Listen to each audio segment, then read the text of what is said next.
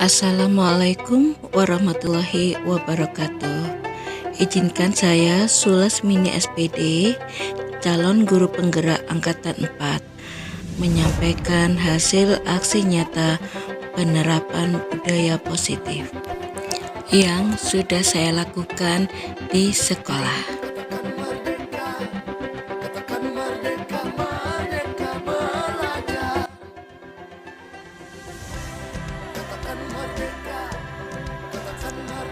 Latar belakang. Tujuan pendidikan sesuai dengan pemikiran Ki Hajar Dewantara, yaitu menurut pemikiran Ki Hajar Dewantara bahwa tujuan pendidikan menuntun segala kodrat yang ada pada anak-anak agar mereka dapat mencapai keselamatan dan kebahagiaan yang setinggi-tingginya, baik sebagai manusia maupun sebagai anggota masyarakat. Oleh sebab itu, pendidik hanya dapat menuntun tumbuh atau hidupnya kekuatan kodrat yang ada pada anak-anak agar dapat memperbaiki lakunya, bukan dasarnya, hidup dan tumbuhnya kekuatan kodrat anak. Yang kedua, penerapan budaya positif yang kontinuitas, yaitu berdasarkan hal di atas. Jika dilandasi dengan budaya positif yang sesuai dengan pengertiannya, yaitu kebiasaan baik yang harus dilakukan secara terus-menerus agar menjadi sebuah karakter.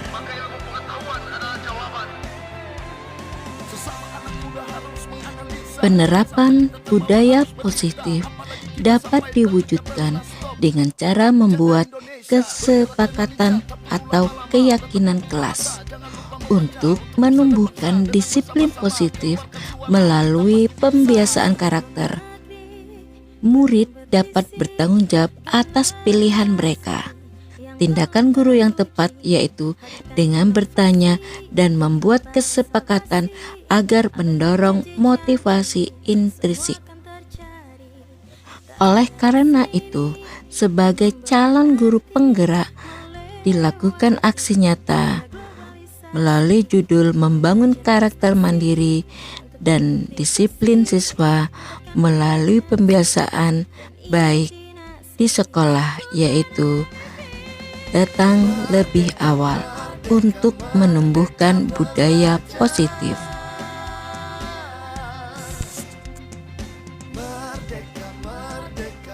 Tujuan dari penerapan aksi nyata ini yaitu menumbuhkan karakter, sikap saling menghargai, sikap tanggung jawab, dan mengembangkan inisiatif yang tinggi pada murid.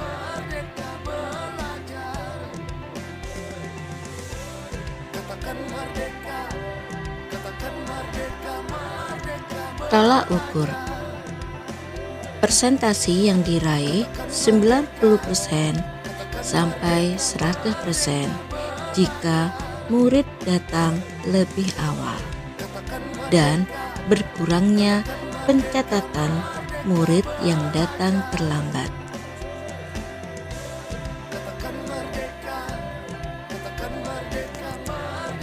Lini masa tindakan yaitu hasil kegiatan foto atau video dengan menulis deskripsi atau diberi penjelasan pada foto tersebut.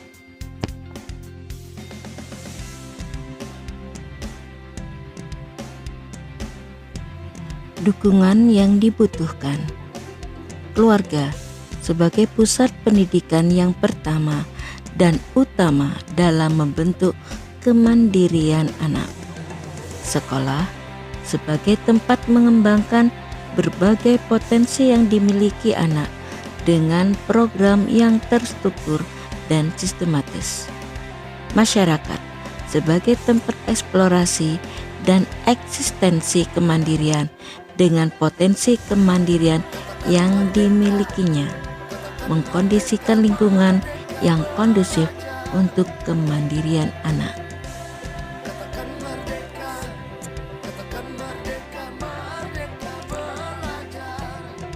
rencana perbaikan masa mendatang, yaitu dengan konsistensi dalam melaksanakan penerapan budaya positif di kelas dan di sekolah. Yang kedua, mengenal karakteristik murid secara psikologis. Berikut dokumentasi contoh saat membuat kesepakatan kelas dan sosialisasi penerapan budaya positif.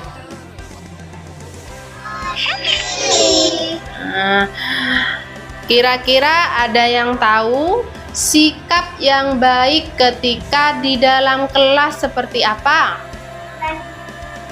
Apa, Dek? Membantu Bu Guru. Apalagi? Siapa yang tahu? 1. Membantu Bu Guru. Membantu teman-teman. Ada lagi? Mencabut rumput berarti di luar kelas ya? Nah, pertanyaan Bu Guru. Bersih-bersih. Apalagi? Nggak harus menyapu ketika adik di dalam kelas tuh biasanya harus gimana? Di luar. Enggak, maksudnya di dalam kelas tuh sikap yang baik di dalam kelas itu seperti apa? Duduk, apalagi? Yang sopan. Duduk yang sopan, apalagi? Duduk yang rapi. Duduk, kenapa Ji? Duduk yang rapi. Duduk yang rapi. Jangan berisik, ada lagi? Tidak boleh berteriak. Tidak boleh berteriak, apalagi? Yuk, apalagi? Tidak boleh jalan-jalan. Nggak boleh jalan-jalan ya, kalau udah waktunya di dalam kelas nggak boleh jalan-jalan. Apalagi? Ada lagi? Ada lagi? Udah? Kalau di dalam kelas biasanya nggak boleh, kenapa? Jalan-jalan. Udah jalan-jalan Tak tadi. boleh nangis. Gak boleh nangis. Sip, nggak boleh nangis. Oke, udah ya. Itu saja berarti ya.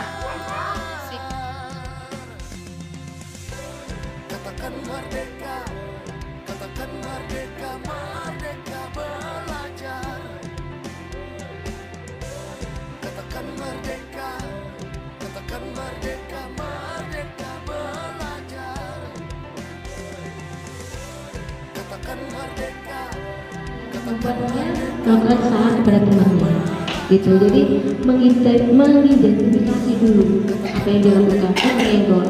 Yang kedua, validasi tindakannya itu apa. Salah memang, tapi kenapa? Harus kita tanya. Bu Guru, aku nyenggol karena melewati jalan yang sempit, ada meja. Kalau aku kena meja ini, ujungnya meja ini kan tajam Bu Guru, jadi aku harus bergeser sedikit. Akhirnya aku menyenggol temanku dan membuat temanku jatuh. Jadi Bu Guru tidak serta-merta langsung menyalahkan karena kena senggolan dia. Kalau kita selama ini, saya sendiri pun kadang kelihatan senggol, oh kena senggol ini, kamu gimana? Pasti seperti itu. Nah, dengan kasus seperti ini kita diingatkan bahwa kita sebenarnya bila ada anak melakukan kesalahan, jangan langsung memvonis salah, tapi kita harus melakukan pendekatan. 1, mengidentifikasi kesalahan yang dilakukan apa. Yang kedua, memvalidasi tindakan itu. Kenapa?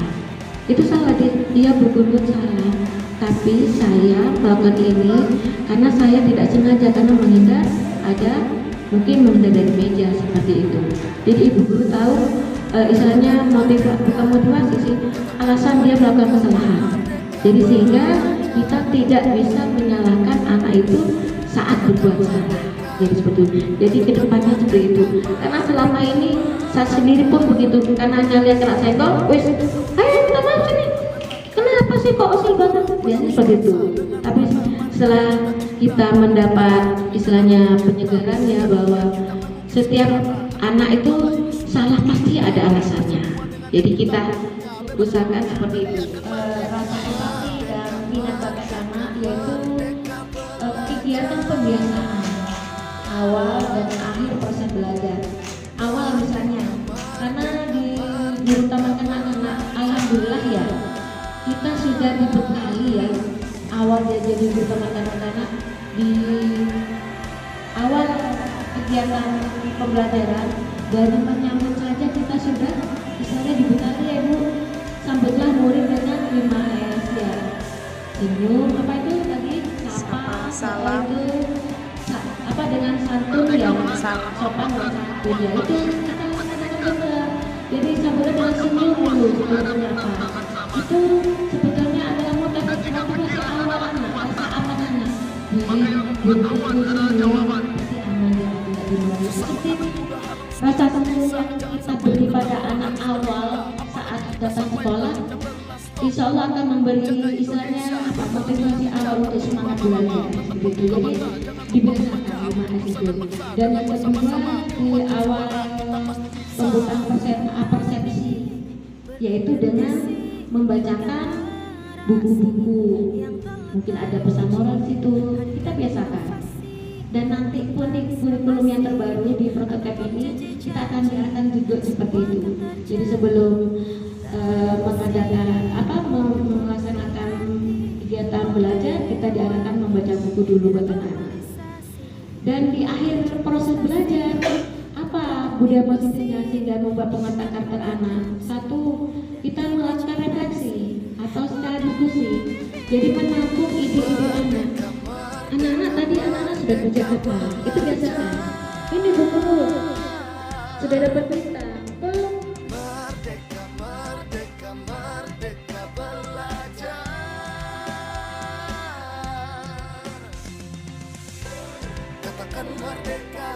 Assalamualaikum warahmatullahi wabarakatuh.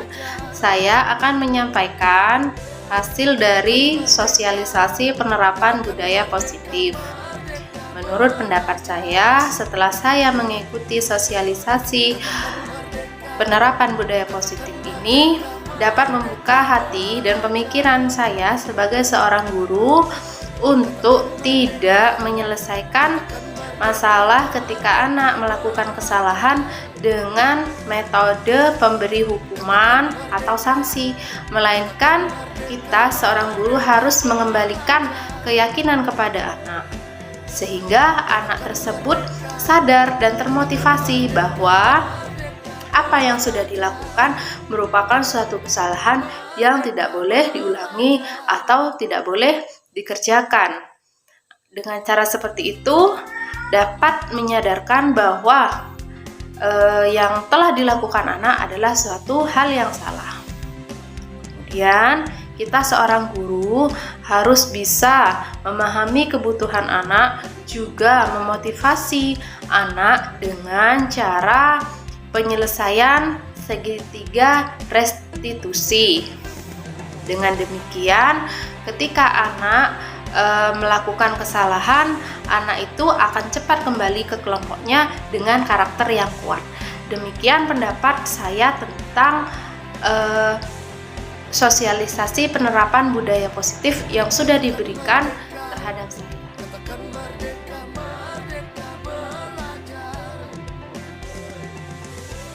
Katakan merdeka.